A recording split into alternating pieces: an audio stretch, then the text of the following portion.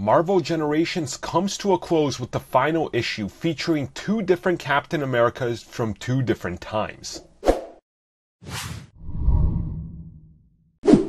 So Marvel Generations Captain America is the final issues of Everything Generations, and as it opens up, we see that this is unfolding right after the events of Secret Empire. Sam Wilson is being interrogated by a few agents that are questioning where exactly he disappeared for a fraction of a second. They want to know everything, where he went, why, and what is the meaning behind all this. Unfortunately for Sam, he went all the way back to the start of World War II. And he literally gets to live an entire life. Starting from the beginning, he didn't go back. He wasn't there for a fraction of the time like all the other characters. We see him as he gets a job. He has to watch the Nazi Empire rise. He has to watch Red Skull.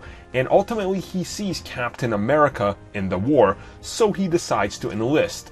Making brothers with a bunch of the soldiers, getting to be part of the flight squadron, and of course finally coming face to face with Captain America. It is here where he really gives a good talk to Steve Rogers, telling him that at some point in the future he will be the hope of all mankind. He will be the Sentinel of Liberty and a beacon for good, but he has to stick with this. And we see that Captain America is even sort of reluctant to do this. He's still puking. It's only like his second week on the job and he can't handle this, but Sam Wilson tells him that this is what the world is going to need.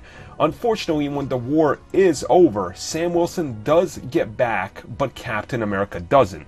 So he decides to become a priest. He's of course living a full life. He meets a woman, he has children, he has a successful job, all while sitting on the sidelines watching Captain America get de-thawed, form the Avengers, and start to go through the events that we've seen shape the Marvel Universe. Various things are happening while he has his own mission. His mission consists of equality, marching for equality for African Americans everywhere, all while everything else in the world is shaping up the way we've seen it.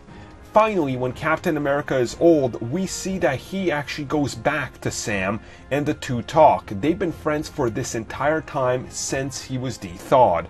And he's really kind of been a mentor to him, teaching him, even though right alongside of Captain America was the young Falcon just starting out.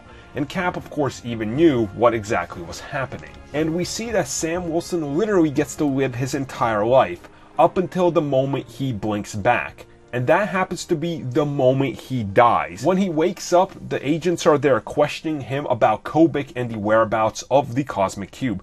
Sam Wilson is quick to tell them he doesn't know and he doesn't care.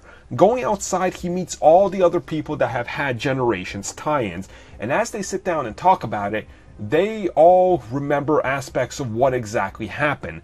And Thor even makes it a point to say, "You look like a man that's lived two lives." And he now knows exactly what his mission is. As Steve Rogers in the night is walking around, he tosses him the shield, telling him that one day people will accept him once again as Captain America, but he first needs to find his calling as we come to the end of Generations. This issue was honestly freaking amazing. I did not expect it to be this good, and with Generations being somewhat middle of the road with some of the issues, I was expecting far worse. This was awesome top to bottom with some great art, 9 out of 10.